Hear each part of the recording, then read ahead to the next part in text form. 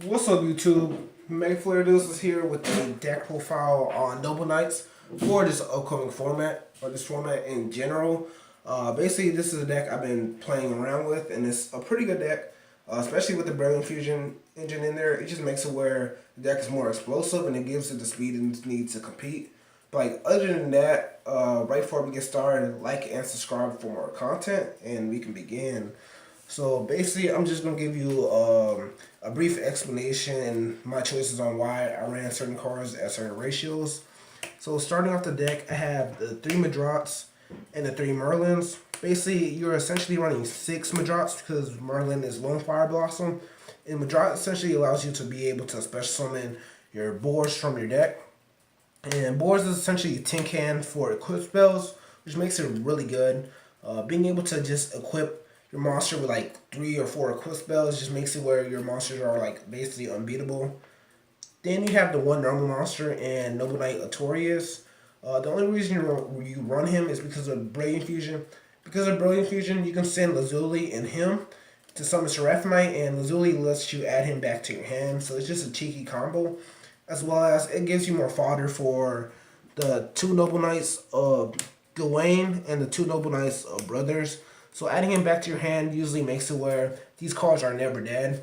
So it's just essentially really good, and these cards let you spam out Noble Knights, which allow you to just be able to pressure the board more, and you need to be able to just control the tempo when it comes to playing this deck. Then you have two Queens of the Noble Arms. She's Bay essentially. She is really good. You run her at 2. You don't want to run her at 3 just because it's kind of cloggy. But she's a really good equip spell. Being able to just make it where you can destroy any monster is really good. And it prevents your Noble Knight's destruction, which is pretty nice as well.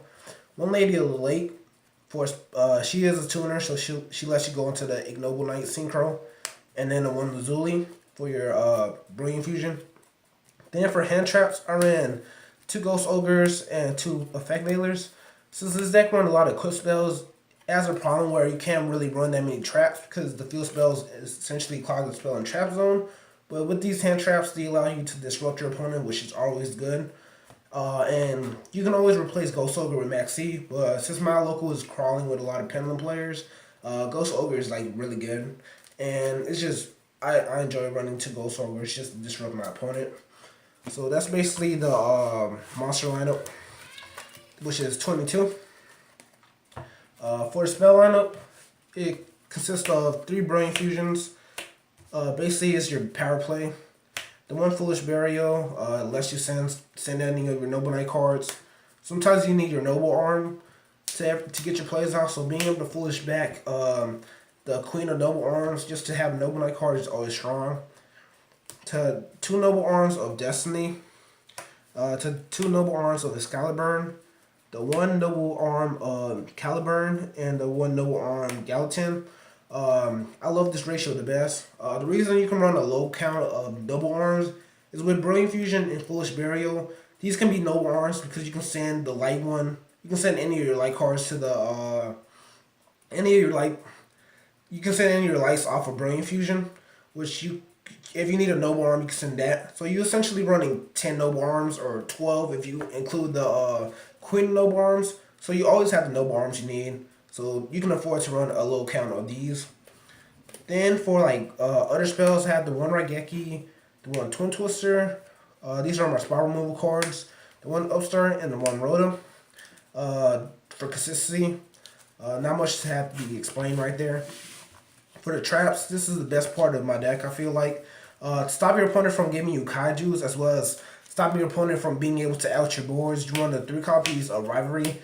These replaces the Kaiju Coliseums we lost, which is really good.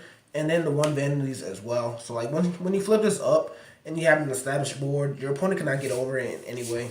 So these are really important cards for this deck. Like if you're not playing these, especially in the pure Noble Knight build, like I don't know what you're doing. The goal of this deck is to make your board impossible to get over. Like make the best boss monster you can, and flip up a card that makes it where your opponent can never out your board.